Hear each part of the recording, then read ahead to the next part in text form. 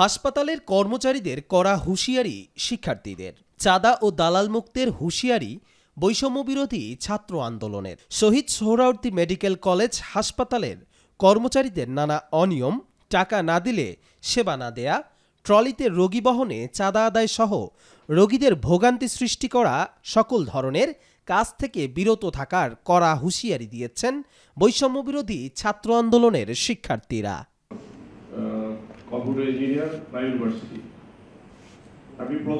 আজ দুপুরে হাসপাতালটির মিলনায়তন কক্ষে শহীদ সোহরাওয়ার্দী মেডিকেল কলেজ হাসপাতালের পরিচালক ডাক্তার মোহাম্মদ শফিউর রহমানের উপস্থিতিতে সকল কর্মচারীদের এই হুঁশিয়ারি দেন শিক্ষার্থীরা। অনেক সিন্ডিকেট হয়, এখানে প্রচুর পরিমাণ সিন্ডিকেট হয়, টাকা দিয়ে দেয় 50 টাকা দিয়ে দিব, তার সিরিয়াল তার আগে দেয়। এটা আমি অনেকবার ভুক্তভোগী স্যার, এই হসপিটালের বেশিরভাগ ভুক্তভোগী স্যার।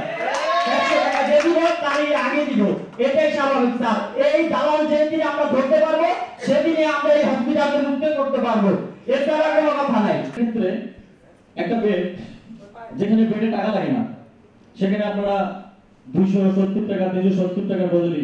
তারপরে এখানে অনেক হসপিটালে এখানে আছে অনেক দালাল চক্র আছে, ব্লাড দিচ্ছে। ব্লাড গুলো যদি এখানে ব্লাড থাকার পরে বলতেছে যে ব্লাড নাই, সচেতন যে দালালগুলো আমাদের সঙ্গে পরিচিত আছে।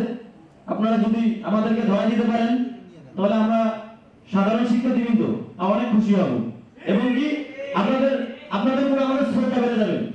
বাংলাদেশ চেঞ্জ হয়ে গেছে, আপনি নিজেকে চেঞ্জ করেন, আপনারা আমাদেরকে সাহায্য করেন। বারবার বলতেছি, আপনারা সাহায্য করবেন, আমরা আপনাদেরকে সাহায্য করব। আমাদেরকে সহযোগিতা করবেন, আমরা আপনাদেরকে সহযোগিতা করব। শিক্ষার্থীদের ওঠানো অভিযোগে হাসপাতালটির নানা উন্নয়নের দিক তুলে ধরেন পরিচালক। এ সময় শিক্ষার্থীদের কাছে সহযোগিতাও চান তিনি। বাগান, পিছনের বাগান সম্পূর্ণ একটা ময়লা আবর্জনার স্তূপ ছিল এবং পুরো হসপিটাল একটা ভাগাড়ের মতো ছিল। আপনারা কি এই হসপিটালটাকে এখন ভাগাড়ের মতো দেখতে পান না সুন্দর হসপিটাল দেখতে পান? এটা আমার চেষ্টা, আমার সকল কর্মচারীদের সহযোগিতা এটা আমি করতে পেরেছি। আমি আসবার 1 মাসের মধ্যেই মোবাইল কোর্টের মাধ্যমে ম্যাজিস্ট্রেট দিয়ে র্যাব দিয়ে কিন্তু আমি দালাল বিরোধী অভিযান চালাই। তাতে 15-20 জন দালাল 15-20 দিন করে জেল খাটে। রেভিনিউয়ের 5 কোটি টাকা সরকারকে ফেরত দিয়ে দিলাম। 35-40 কোটি টাকা আনতো, সেখানে মাত্র আমি 2.5 কোটি টাকা আনলাম। আমার সকল এই বছরের চাহিদা সব মিটে যাবে, তাহলে আমি সরকারকে 35 থেকে 40 কোটি টাকা কিন্তু সাশ্রয় করে দিলাম। দেশের বিভিন্ন প্রান্ত থেকে আসা রোগীদের সেবায় দালাল হয়রানি মুক্ত সহ সকল সমস্যার সমাধানের জন্যই এ কর্মসূচি দাবি বৈষম্যবিরোধী ছাত্র আন্দোলনের শিক্ষার্থীদের। কবির চৌধুরী জয়, মাই টিভি, ঢাকা।